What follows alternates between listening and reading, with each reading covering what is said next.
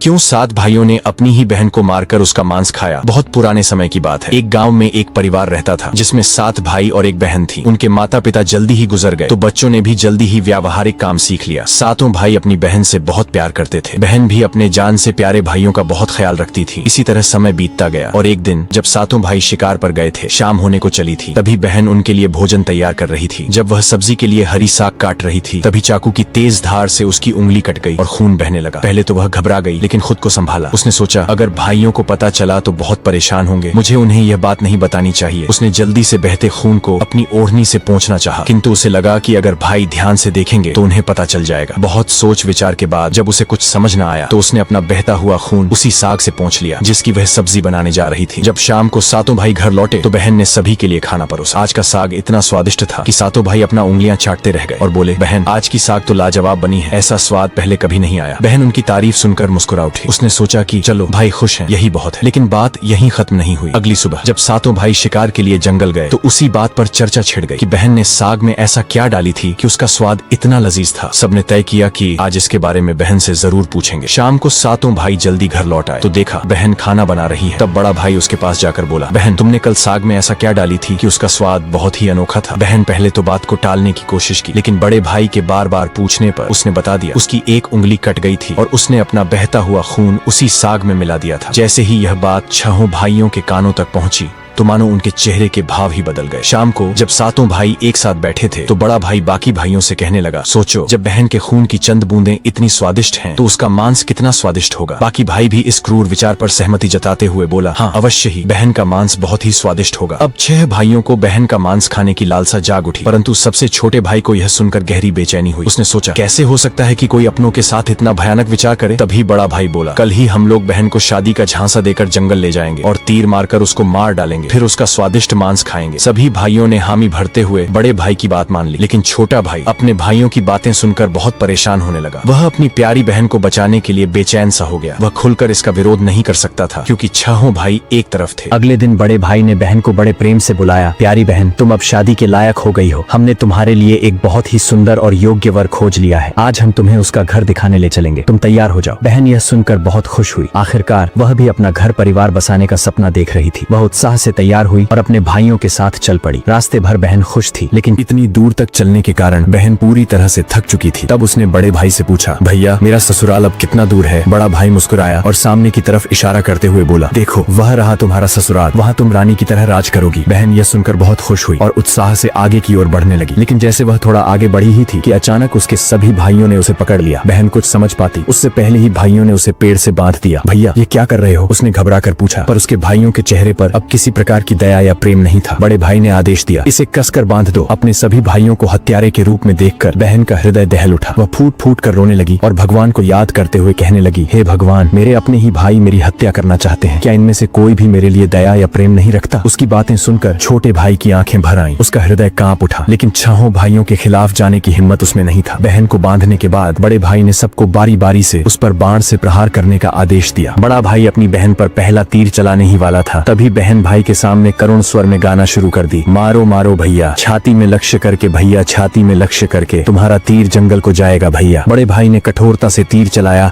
लेकिन निशाना चूक गया। इसके बाद दूसरा भाई तीर चलाने को आगे बढ़ा। बहन ने पुनः वही करुण गीत गाया। दूसरा भाई भी निशाना साधने में असफल रहा। एक एक करके सभी 6 भाइयों ने अपनी बहन को मारने की कोशिश की, परंतु हर बार उनका निशाना चूक जाता। अब सबसे छोटे भाई की बारी थी। सभी भाई उस पर चिल्लाते हुए बोला, पूरी ताकत से तीर चलाना, बहन को एक ही वार में मार डालना। अगर तुम असफल रहे तो हम तुम्हें भी जिंदा नहीं छोड़ेंगे। छोटे भाई के लिए यह स्थिति असहनीय थी। वह अपनी बहन से अत्यधिक स्नेह करता था। बहन ने जब छोटे भाई की जान खतरे में पड़ते देखी तो उसने मन ही मन निर्णय कर लिया, वह अपनी प्राण त्याग देगी, लेकिन अपने सबसे प्रिय भाई को मरने नहीं देगी। उसने मन ही मन ईश्वर से प्रार्थना की, हे भगवान, मेरे इस छोटे भाई का तीर मेरी छाती भेदने में सफल हो जाए, ताकि इसे इन पापी भाइयों के हाथों मरना न पड़े। फिर उसने करुण स्वर में वही गीत गाए, मारो मारो भैया, छाती में लक्ष्य करके भैया, छाती में लक्ष्य करके, तुम्हारा तीर तीर मेरी छाती को भेद जाए भैया। छोटे भाई की आंखों से अश्रुधारा बहने लगी, पर वह मजबूर था। उसने कांपते हाथों से तीर चलाया। तीर बहन की छाती में गहराई से उतर गया। वह दर्द से कुछ देर छटपटाती रही और फिर उसकी आंखें हमेशा के लिए बंद हो गईं। 6 भाइयों ने अपनी कुटिल योजना को सफल होते देखा तो उनके चेहरे पर क्रूर मुस्कान आ गई। अब 6 भाइयों ने मिलकर बहन के शव को टुकड़ों में काट डाला। बड़े भाई ने छोटे भाई को जंगल से लकड़ी और पानी लाने को कहा। छोटा भाई भीतर ही भीतर बहुत ही ज्यादा चिंतित था। उसकी आंखों के सामने उसकी प्रिय बहन की शव को टुकड़ों में काट उसके मांस को पकाया जा रहा था, लेकिन वह असहाय था। जब वह जंगल गया तो पानी और लकड़ियों के साथ कुछ मछलियां और केकड़े भी ले आया। उसने मन ही मन सोचा, मैं अपनी बहन का मांस नहीं खा सकता, लेकिन अगर मैंने विरोध किया तो ये निर्दयी भाई मुझे भी मार डालेंगे। जल्द ही चावल और मांस तैयार हो गया और भोजन परोसा गया। सभी भाई मांस खाने के लिए उत्सुक थे। छोटे भाई ने चुपके से अपने खाने की जगह एक गड्ढा खोद रखा था। जैसे ही उसकी थाली में बहन का मांस परोसा गया, उसने बिना किसी को दिखाए मांस को गड्ढे में डाल दिया और मछली केकड़ा खाने लगा। बाकी के सभी भाई अपनी बहन की हड्डियां चबा रहे थे। जब सभी का पेट भर गया तो बड़े भाई ने छोटे भाई से कहा, अब यह जूठन साफ करो। छोटे भाई ने बहन की हड्डियां व बाकी अंगों को इकट्ठे किया और चुपके से उसी गड्ढे में डालकर मिट्टी से ढक दिया। समय बीतता गया। उस जगह से एक बांस का पौधा उगाया और धीरे धीरे वहाँ बांसों का समूह बन गया। फिर एक दिन एक संत वहाँ से गुजर रहे थे। तभी उनकी नजर बांस के समूह पर पड़ी, जो कि बहुत बड़ी और घनी थी और ये बाकी बांसों से थोड़ा अलग प्रतीत हो रहा था। तो संत ने सोचा, क्यों न बांस से एक वाद्य यंत्र बनाया जाए जिससे मैं गांव में घर घर बजाकर भिक्षा मांग सकूं। तो उन्होंने एक बांस काट लिया और उसे अपने साथ ले गए। संत ने उस बांस से सारंगी नामक एक वाद्य यंत्र बनाया। वे उसे बजा बजा कर दिन भर लोगों के घर जाकर भिक्षा मांगते और बदले में खूब सारा उपदेश देते थे। एक दिन संत भिक्षा मांगते हुए उसी गांव में जा पहुंचे जहां वे 7 भाई रहते थे और अब तक 6 भाइयों का विवाह हो चुका था, लेकिन 7वां भाई अब भी अकेला था। वह अपनी बहन के दर्द को भूला नहीं था और इसीलिए उसने विवाह भी नहीं किया। जब संत बड़े भाई के घर पहुंचे, जैसे ही उन्होंने आंगन में कदम रखा, उनके सारंगी ने खुद ही गाना शुरू कर दिया, नहीं बजोरे सारंगी, यही है दुश्मन सबसे बड़ा। बड़े भाई के घर नहीं बजोरे सारंगी, दया प्रेम सब छोड़कर रिश्ते में यही दाग लगाया। ये सुनते ही बड़े भाई के पसीने छूटने लगे। वह आवाज सुनकर तुरंत भाप गया कि ये तो मेरी बहन की आवाज है, जिसे हम 7 भाइयों ने बहुत साल पहले मारकर खा गए थे। वह सोच सोच कर परेशान हो रहा था कि कहीं अगर गांव वाले को सच्चाई का पता चला तो क्या होगा। उसने तुरंत अपनी पत्नी से कहा, जल्दी से योगी को भिक्षा देकर विदा करो। योगी बिना कोई प्रश्न किए भिक्षा लेकर वहाँ से आगे बढ़ गया। इसके बाद योगी बारी बारी से 6 भाइयों के घर पहुँचे। हर बार जैसे ही वे किसी भाई के आंगन में कदम रखते, सारंगी फिर वही करुण गीत गाने लगता, नहीं बजोरे सारंगी, यही है दुश्मन सबसे बड़ा, इन पापी भाइयों के घर नहीं बजोरे सारंगी। सभी भाई बहुत परेशान होने लगे, इसलिए एक के बाद एक सभी भाइयों ने अपनी पत्नी से कहा कि तुरंत योगी को भिक्षा देकर विदा कर दो। अंत में योगी सबसे छोटे भाई के घर पहुँचे। जैसे ही योगी ने उसके द्वार पर कदम रखा, सारंगी ने अपनी धुन बदल ली और एक नई मधुर संगीत बजने लगी, बजोरे बजो सारंगी, मेरे सबसे छोटे भाई के घर, मन की बात मन में छुपाकर युग युग से रख रहा है, बजोरे बजो सारंगी, यही है मेरे सबसे प्यारे भाई का घर। ये सुनकर छोटा भाई चौंक गया और सोचने लगा, ये तो मेरी बहन की आवाज जैसी प्रतीत हो रही है। फिर मन ही मन सोचा, नहीं नहीं ये मेरा भ्रम है। लेकिन संगीत को बार बार दोहराने के बाद वह अजीब सा महसूस करने लगा। उसने तुरंत योगी को सम्मान पूर्वक अपने घर में बैठने के लिए कहा। छोटे भाई ने योगी का खूब सम्मान और जलपान से स्वागत किया। फिर उसने उनसे सारंगी की कहानी पूछी। योगी ने उसे बताया कि यह वाद्य यंत्र एक विशेष बांस से बना है, जो एक अज्ञात जगह पर जंगलों के बीच से उगे बांस के समूह से लिया गया था। ये सारंगी से उत्पन्न संगीत और योगी की बात सुनकर छोटा भाई सोच में पड़ गया और मन ही मन विचार करने लगा कि हो सकता है इस सारंगी से मेरा कोई गहरा संबंध हो। फिर छोटे भाई ने योगी से विनती की, कृपया यह सारंगी मुझे दे दीजिए, मैं इसे हमेशा अपने पास रखूंगा। योगी ने सहानुभूति से उसकी ओर देखा और बिना कोई सवाल किए वह सारंगी छोटे भाई को सौंप दिया और वहाँ से चला गया। योगी के जाने के बाद छोटे भाई ने सारंगी को एक पवित्र स्थान पर रख दिया। उसने उसे धूप दीप जलाकर सम्मान दिया जैसे वह कोई पूजनीय वस्तु हो। लेकिन कुछ ही दिनों में उसने अपने घर में एक अजीब सा बदलाव महसूस किया। हर दिन जब वह काम से लौटता तो देखता कि घर के सारे काम हो चुके हैं,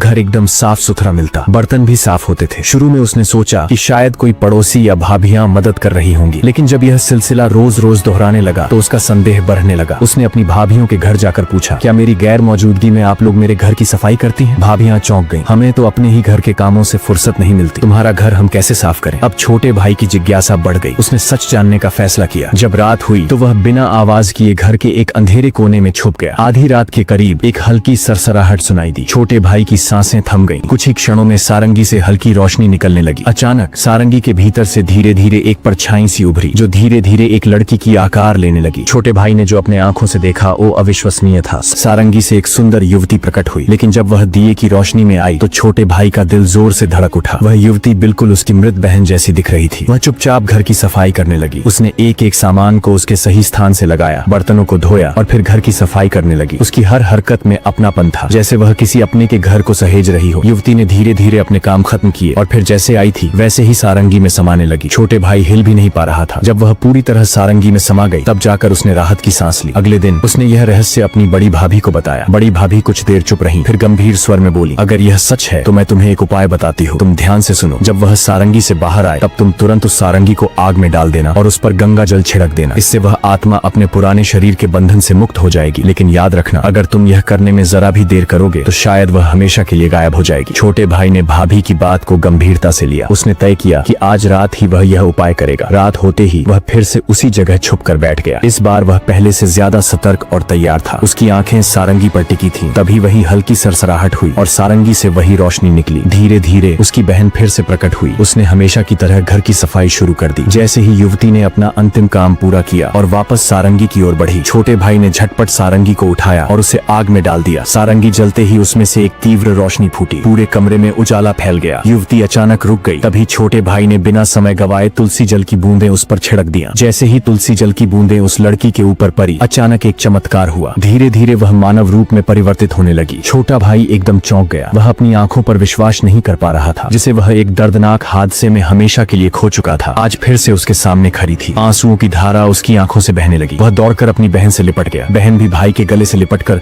जोर जोर से रो पड़ी। दोनों एक दूसरे को देखकर फुट फुट कर रो रहे थे। छोटे भाई ने अपनी बहन का हाथ थाम लिया, जैसे वह कभी उसे दोबारा खोना नहीं चाहता था। लेकिन कहानी यहीं खत्म नहीं हुई। छोटे भाई ने तय किया कि वह अपने 6 भाइयों को उनके पापों का एहसास कराएगा। छोटे भाई ने पूरे गांव वाले को इकट्ठा किया। उसके चेहरे पर दर्द और आंखों से आंसुओं की धारा बह रही थी। उसने कांपती आवाज में कहना शुरू किया, आज मैं आप सभी को एक बहुत बड़ा सच बताने जा रहा हूँ। एक ऐसा सच जिसे सुनकर आपके रोंगटे खड़े हो जाएंगे और आपको अपने ही परिवार से भरोसा उठने लगेंगे कि कोई अपनों के साथ भी ऐसा कर सकता है। लेकिन मैं ऊपर वाले से यही दुआ करता हूँ कि ऐसा किसी के साथ न हो। फिर छोटे भाई ने बताना आरंभ किया, मेरी बहन जो वर्षों पहले मर चुकी थी, उसकी मौत कोई हादसा नहीं थी, बल्कि मेरे अपने ही 6 भाइयों ने उसे शादी का झांसा देकर जंगल में ले गया और मेरे ही हाथों बहन की हत्या करवा दिया। इतना ही नहीं, उन्होंने उसके शव को टुकड़े कर उसके मांस को पकाकर खा भी लिया। इतना सुनते ही गांव वाले की सांसें थम सी गईं। फिर छोटा भाई बोला, लेकिन पता नहीं ये ईश्वर का कैसा चमत्कार है। मेरी बहन जो वर्षों पहले इस हादसे का शिकार हुई थी, वो आज भी हम लोगों के बीच बिल्कुल सही सलामत खड़ी है। इतना बोलकर छोटे भाई ने अपनी बहन को आवाज दिया, आओ बहन, सबके सामने आओ। बहन धीरे धीरे आगे बढ़ी। जब वह सबके सामने आई तो उसे देखकर सभी की आंखें फटी की फटी रह गई। किसी को भी अपने आंखों पर यकीन ही नहीं हो रहा था कि जो लड़की वर्षों पहले मर चुकी थी, वो आज उन सबके सामने खड़ी है, बिल्कुल वैसे ही जैसे पहले थी। किसी को भी इस चमत्कार पर भरोसा नहीं हो रहा था, लेकिन सच तो यही था कि उसका पुनर्जन्म हुआ है। गांव वालों को छोटे भाई की बातें सुनकर और उसकी बहन पर हुई अत्याचार को देखकर सभी की आंखें नम हो गईं। बहन की पुनर्जन्म की बात जब 6 भाइयों तक पहुंची तो मानो जैसे उनके पैरों तले जमीन सी खिसक गई हो। इधर गांव वाले आपस में बात कर रहे थे कि इन दरिंदों को समाज में रहने का कोई अधिकार नहीं। जो अपनी ही बहन को मार कर खा सकते हैं, वो गांव भला इन राक्षसों से कैसे सुरक्षित रहेगा। हमें अभी इन राक्षसों को गांव से बाहर कर देना चाहिए। अब लोगों का गुस्सा 7वें आसमान पर था। गांव के बड़े बुजुर्गों ने विचार किया कि हमें इन पापियों को सजा देना ही होगा। अगर आज इन्हें छोड़ दिया गया तो पता नहीं आए दिन ये किसके लिए कब और कैसी मुसीबत बन जाए। तभी बड़े बुजुर्गों का आदेश पाकर गांव के कुछ लोग 6 भाइयों के घर गए और उनको घसीटते हुए सभी के सामने ले आए। डर के मारे सभी भाइयों की हालत बहुत ज्यादा खराब हो चुकी थी। अब गांव वालों ने फैसला सुनाया कि इन दुराचारियों को लाठियों और डंडों से पीटते हुए गांव की सीमा तक छोड़ा और याद रहे, आज के बाद ये कभी भी इस गांव में दिखाई नहीं देने चाहिए। इतना सुनते ही 6 भाई गांव वालों के सामने गिड़गिड़ाकर अपने जिंदगी की भीख मांगने लगे। लेकिन उनकी काली करतूतों को जानकर किसी को भी उन पर दया नहीं आई। यहाँ तक कि उनकी पत्नियां भी उनकी घिनौनी हरकतों को जानकर उनको हमेशा के लिए छोड़कर अपने मायके चली गई। इधर लोगों के आंखों में गुस्से की ज्वाला भड़क रही थी। अब 6 भाइयों को लग रहा था कि आज उनके जिंदगी का आखिरी पल है और अब उन्हें बचाने के लिए कोई आगे नहीं आएगा। ये सब सोचकर उनका रो रो कर बुरा हाल हो गया था। लेकिन तभी उनकी ऐसी दुर्दशा और बेबस हालत को देखकर बहन से रहा नहीं गया और उनको बचाने के लिए आगे आई और रोते हुए गांव वालों से बोली, मैं मानती हूँ कि मेरे भाइयों की गलती माफी के लायक नहीं है, लेकिन है तो ये मेरे अपने ही भाई। इन्हें अपनी गलती का एहसास हो चुका है। मैं आप सभी से हाथ जोड़कर विनती करती हूँ कि इन्हें अपनी गलतियों को सुधारने का एक मौका दीजिए। वह बार बार रोते हुए गांव वालों से मिन्नतें कर रही थी। ये सब देखकर 6 भाइयों का हृदय कांप उठा। वे आपस में एक दूसरे से कहने लगे कि जिस बहन के ऊपर हम लोगों ने इतना अत्याचार किया, आज वही हमें बचाने के लिए सामने खड़ी है। उन्हें अपनी गलतियों पर गहरा पछतावा होने लगा और वे फूट फूट कर रोने लगे। बहन का अपने भाइयों के प्रति प्रेम और क्षमा भाव को देखकर गांव वाले का हृदय भी पिघल गया। उन्होंने भाइयों को माफ कर दिया। भाई को माफ होते देख बहन बहुत खुश हुई और उनके पास गई। तभी सभी भाई रोते हुए बहन के सामने हाथ जोड़कर अपने किए की माफी मांग रहे थे और अपने गलतियों को कोस रहे थे। बहन से अपने भाइयों की आंखों में आंसू देखी नहीं गई और वह खुशी खुशी अपने भाइयों को माफ माफ कर दी। सभी भाई बहन से लिपट कर रो पड़े। ये सब देखकर गांव वालों के भी आंखों में आंसू झलक आए। अब सभी भाई बहन को लेकर अपने घर को लौट गए। अब सभी भाई अपनी बहन से अत्यधिक स्नेह करने लगे और पहले से भी ज्यादा अपनी बहन का ख्याल रखने लगे। वे हंसी खुशी अपनी जिंदगी बिताने लगे। अब ये कहानी यहीं पर समाप्त होती है। आप लोग बताइए कि ये कहानी आपको कैसी लगी, और ऐसी ही लोक कथाएं सुनने के लिए हमारे चैनल राइजिंग वर्ड्स को सब्सक्राइब जरूर करें। मिलते हैं अगली वीडियो में।